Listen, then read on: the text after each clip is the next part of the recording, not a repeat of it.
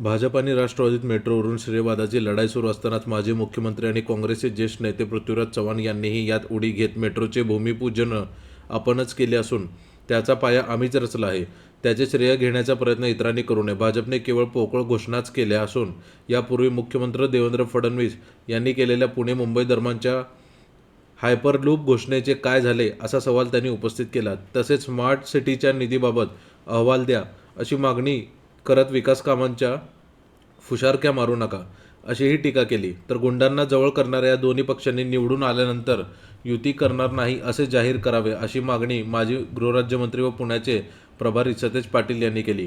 काँग्रेस भवनात आयोजित संयुक्त पत्रकार परिषदेत ते बोलत होते. यावेळी काँग्रेस व उद्धव सेनेचा संयुक्त जाहीरनामा प्रकाशित करण्यात आला. यावेळी शहराध्यक्ष अरविंद शिंदे, माजी मंत्री रमेश बागवे, माजी आमदार मोहन जोशी व अन्य व्यक्तीही उपस्थित होते. चव्हाण म्हणाले, राज्यातील सत्ताधारी तिन्ही पक्ष राज्याचे लचके तोडत आहेत. या पक्षामुळे पुण्यात उद्योग, वाहतूक आणि प्रदूषणाच्या समस्या गंभीर झाल्या आहेत. त्यामुळे उद्योग पुणे सोडून जात असून नवीन गुंतवणूक शहरात येत नाही, ही वस्तुस्थिती आहे. राज्य सरकारकडून मोठ्या गुंतवणूक घोषणांचा गाजावाजा केला जातो, मात्र प्रत्यक्षात कोणतेही ठोस गुंतवणूक दिसून येत नाही. नागरी सुविधा कोलमडल्यामुळे सेमीकंडक्टरसारखे अत्याधुनिक उद्योग पुण्यात आले नाहीत. काँग्रेस सत्तेत आल्यास भ्रष्टाचारमुक्त सरकार देण्याचे अभिवचन देत आहे, असेही ते म्हणाले.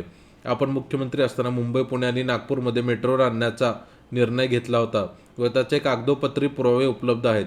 त्यामुळे श्रेयवाद करू नये. घोषणा करण्यासाठी पैसे लागत नाहीत, मात्र चुकीच्या पद्धतीने योजना राबवून सत्ताधारी भ्रष्टाचार करत आहेत, असा आरोपही त्यांनी केला. शहराची शैक्षणिक व औद्योगिक ओळख धोक्यात आलेली आहे. जैवविविधतेकडे दुर्लक्ष झाल्यामुळे टेकड्या नष्ट होत असून सत्तेत आल्यावर या विषयावर गांभीर्याने काम केले जाईल, असंही त्यांनी सांगितले. सतेज पाटील म्हणाले, पुणे फर्स्ट हेच आमचे प्रमुख ध्येय राहणार आहे. पुरेशा पाणीपुरवठ्यासाठी महापालिकेला लवादाकडे दाद मागावे लागत आहे. 5 वर्षाच्या कार्यकाळात भाजपने काय केले? पुण्याच्या विकासात काँग्रेसचा सिंहाचा वाटा आहे.